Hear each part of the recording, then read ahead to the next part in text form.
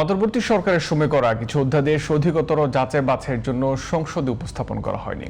সেগুলো নিয়ে বিভ্রান্তি না ছড়ানোর আহ্বান জানিয়েছেন আইনমন্ত্রী। আর স্বরাষ্ট্রমন্ত্রী সালাউদ্দিন আহমদ জানিয়েছেন, জুলাই গণঅভ্যুত্থান স্মৃতি জাদুঘর সংক্রান্ত অধ্যাদেশ নিয়ে বিরোধী দলের ওয়াকআউটের কোনো যৌক্তিকতা নেই। FM বাজিদের রিপোর্ট।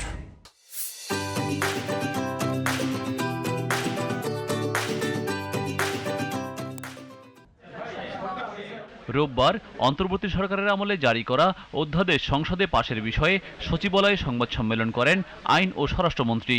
আইনমন্ত্রী মোহাম্মদ আসাদুজ্জামান বলেন, ১৩৩টি অধ্যাদেশের মধ্যে ৯৭টি অধ্যাদেশ হুবহু পাশ করা হয়েছে। ১৩টি অধ্যাদেশকে আমরা সংশোধিত আকারে পাশ করেছি, 7টি অধ্যাদেশকে আমরা রহিতকরণ ও হেফাজত করে পাশ করেছি, আর 16টি অধ্যাদেশকে আমরা উপস্থাপন করি নাই।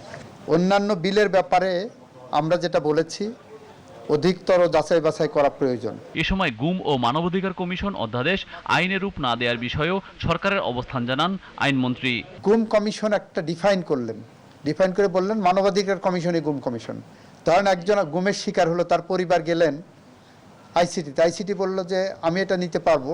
আসামি পক্ষ যে বললো যে আমার তো প্রোটেকশন দেওয়া আছে অন্য আইনে, গুম কমিশন আইনে, আমি আইসিটিতে আসবো না, আমাকে অন্য আইনে নেন। এইটা নিয়ে হাইকোর্টে বিচার বিশ্লেষণ করতে যে কয় বছর যাবে, সেই কয় বছরে গুমের পরিবার আরও হয়রানির শিকার হবেন।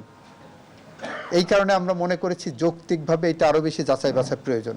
বিরোধী দলের ওয়াকআউট প্রসঙ্গে স্বরাষ্ট্রমন্ত্রী সালাউদ্দিন আহমেদ বলেন, যেসব ইস্যুতে তারা এমন পদক্ষেপ নিয়েছে তার কিছু তথ্য সঠিক ছিল না। বিরোধী দলীয় মাননীয় নেতা এবং অন্যান্য সদস্যগণ তারা ওয়াকআউট করেছেন বিভিন্ন ইস্যুতে। এটা পার্লামেন্টারি কালচার অনুসারে তারা করতেই পারেন। তারা সরকারি দলের উপরে বিভিন্ন বিষয় দোষ চাপিয়েছেন বলা যায়।